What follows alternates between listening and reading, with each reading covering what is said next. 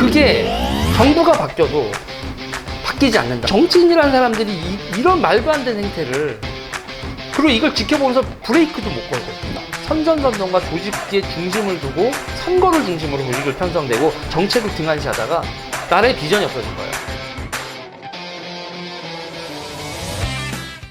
우리 유 작가님께서는 제가 듣기로는 한때는 굉장히 민주당을 지지하셨고, 그렇죠. 또 굉장히 진보적인 그런 가치관을 가지고 계셨는데, 네. 어느 순간인가 실망을 하셔서, 그렇다고 뭐 보수적으로 변했다는 의미는 아니지만, 네. 지금 유튜브에서는 지금 기존의 더불어민주당과 여권에 대해서 굉장히 신랄한 비판을 많이 하시는 걸로 들었거든요. 네. 그때 계기가 있으셨습니까? 어떤 것 때문에 나는 그렇게 변했다? 저는 기본적으로 저는 그렇게 변하지 않았어요. 예. 저는 이렇게 변하지 않았고, 제가 변한 게 아니라 저쪽이 변했다고 저는 얘기를 하는데, 저는 문재인 대통령 지지자였고, 네. 뭐 유튜브에서 가장 어떻게 요새 뭐 이제 댓글면 그러는데, 거기에 어떻게 보면은 제일 상징적인 인물이었었던 적도 있었고. 네. 근데 저는 그 박근혜 정부에서 되게 실망했었던 것 중에 하나가 이제 금융 쪽에서의 문제들. 네. 근데 그때 이 금융 쪽에서 문제가 있었다고 제가 관찰했었던 사람들이, 박근혜 정부에서 문제가 있었다고 발견했던 사람들이 조국 펀드에 그대로 있더라고요. 네. 그러니까 문제점은 개선 안 되고, 속된 말로 하면은 이렇게 수익을 추구하는, 좀 나쁜 말로 하면 해먹는, 그게 정부가 바뀌어도 바뀌지 않는다. 그래서 네. 정치권 언저리에서 있는 이런 금융업자들, 그리고 그 금감원 사람들, 네. 그리고 이 청와대 사람들이 이런 식으로 움직인다면, 이러면 나라의 미래가 없죠. 그러니까 저는 지금 국민의힘을 지지하진 않는 네. 뭐 이런 입장인 것도, 네. 기본적으로 문제점을 그러니까 저는 양쪽의 문제를 다 받은 상태에서 네. 한쪽이라도 반성을 하고 문제를 좀 고치는 세력이 빨리 나왔으면 좋겠어요. 저는 100% 동감인 게, 네. 제가 연구원을 운영하면서 우리의 좌표와 국민들께서 우리를 보는 시각, 인식을 이렇게 좀 들여다보니까 지금 말씀하신 딱 그 부분이 지금 우리 한계점이더라. 네. 우리가 예전 우리 정부 때 잘못한 점 때문에 네. 정권을 교체 당했고, 근데 정권을 교체한 지 문재인 정권이 사실 정의와 공정을 외치면서 지금 보여주는 모습은 뭐 적폐를 청산한다고 하면 새로운 적폐의 모습을 보이고 있는데, 네. 거기에 또 신물이 난 국민들께서 그러면 대안 세력이 누구냐고 쳐다봤을 때 우리 국민의힘을 대안 세력으로 아직 보지 않는다. 또 정권을 그쪽으로 이양을 해주면 너희는 변하지 않고 또 옛날 버릇대로 또 그렇게 하지 않겠어? 라고 하는 그 벽이 아직 있더라는 걸 제가 느낍니다. 그러니까 저는 지금 한국 정치권에 되게 실망을 하는 게, 그리고 기업들, 금융한테도 되게 실망을 하는 게, 이들이 가장 쉬운 수익 모델을 봐요. 국가 예산 따먹는 거. 네. 그러니까 정치가 국가 예산에 접근해서 사업권을 따내고 네. 안정적인 수익을 내줄 수 있는 건 정부 입찰이거든요. 네. 그러니까 저는 그 조국 펀드라든지, 그리고 이제 요번에 뭐 신재생 에너지, 네. 뭐 풍력 에너지 이런 걸 보면서도 이거는 국가가 구매해 주는 거잖아요. 네. 국가가 구매해 주면서, 그러면서 경쟁력을 갖춰서 뭐 이렇게 해외 시장으로 나갈 수 있는 기업이 큰다. 그러면 또 모르겠는데, 이건 올리 내수 시장에서 국가 예산만 가지고 그거로 또 기업들에서 주가 부양을 시키고, 거기서 자기네들 펀드 들어가서 개미 털기를 하고, 아니 정치인이라는 사람들이 이런 말도 안 되는 행태를, 그리고 이걸 지켜보면서 브레이크도 못 걸고, 네. 그러니까 실세라는 사람들이 이렇게 움직이는 거를 또 대부분의 정치인들도 몰라요. 금융을 모르니까. 네. 그래서 저는 대한민국의 기본적으로 금융과 산업에 있어서의 이 아사리판이 나 있는 거에 대해서 정말 대한민국 정치권은 반성해야 된다. 제가 오늘 점심에 아는 분들을 좀 만났는데 이런 지적을 하더라고요. 그러니까 우리나라 지금 국가에 이제 뭐 4차 추경까지 했습니다만, 네. 작년에 제가 예결위 간사할 때 금년에 본 예산이 530조, 네. 사상 초유의 슈퍼 예산이었는데, 그 예산을 들여다보고 과연 국민의 돈이 어떤 정치 세력으로 어떻게 합법화돼서 지원이 되는지에 대해서 좀 찾아봐라.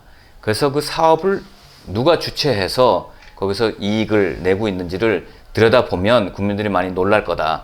물론 방대한 작업일 겁니다.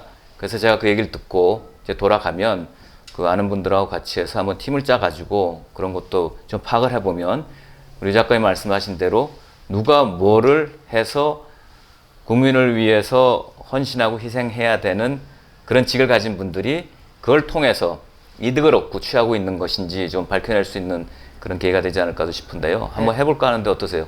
저희도 지금 하고 있고요. 아, 그러세요? 저희는 기본적으로 미래에 대한 행동 자체가 그러니까 진보에서 나온 사람들인데 네.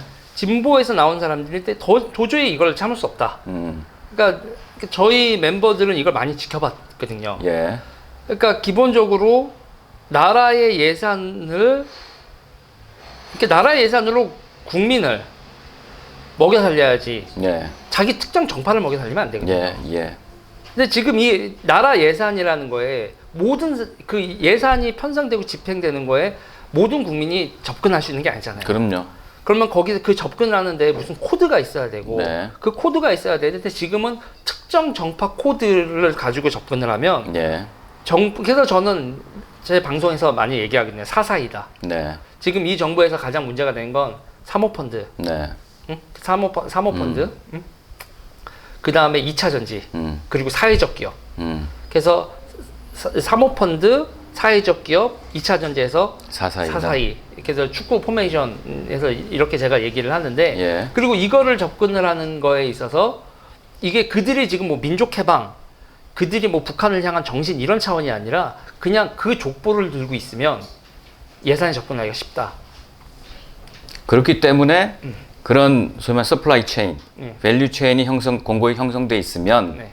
정말 어떤 환경이 와도 그런 이해관계가 아주 굉장히 끈끈하게 연결돼 있어서 그 타이가 네. 느슨해지기가 쉽지 않다라는 얘기를 많이 하더군요.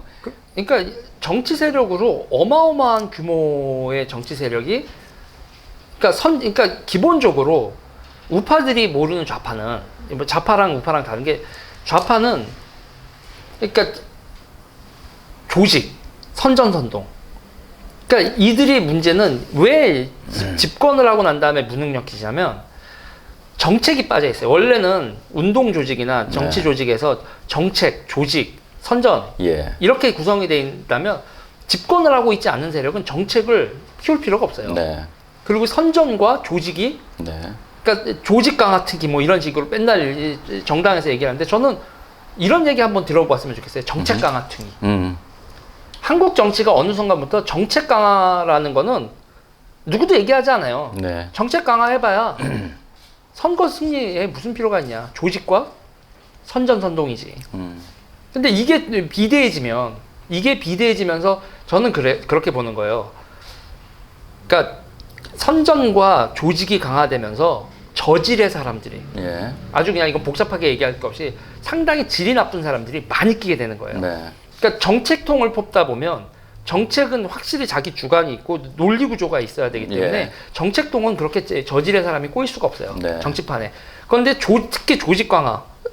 민주주의가 가지고 있는 가장 큰 단점이 누구나 다 한 표라는 평등하다라는 게 좋은 장점으로도 될 수 있지만 사기꾼도 한 표, 그리고 애국지사도 한 표란 말이죠. 예. 그래서 이 조직을 만들어내는 데서 온갖 일명 시정 잡배들이 다 모이고 시정 잡배들이 많이 나오고 그들의 영업 능력만 있으면 되는. 네.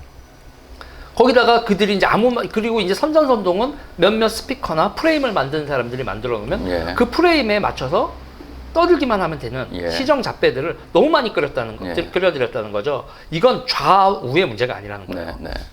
좌우의 문제가 아니고 그리고 좌파 같은 경우에는 확실히 이제 뭐 민족해방 뭐 이런 세력들 그 세력들을 중심으로 한 운동권 세력들이 국가 보조금을 중심으로 이렇게 모였고 네. 우파 같은 경우에 뭐 정경련이라든지 이런 데서 용돈 주면 사람들을 동원했었던 이런 식으로 한국 정치가 선전선동과 조직의 중심을 두고 선거를 중심으로 조직을 편성되고 정책을 등한시하다가 나라의 비전이 없어진 거예요. 그리고 어느 정도의 양질이 되는 사람들이 이런 더러운 판에는 못 있겠다. 이러면서 점점 더 사람들이 이렇게 네. 멀어지게 되는 거죠. 사실 민주주의라는 게 어떤 면에서는 사실 근본이 포퓰리즘 아니겠습니까? 네. 옳고 그런 거의 문제가 아니라 사람의 수를 가지고 인기 투표죠. 손을 들어서 숫자를 세는 거기 때문에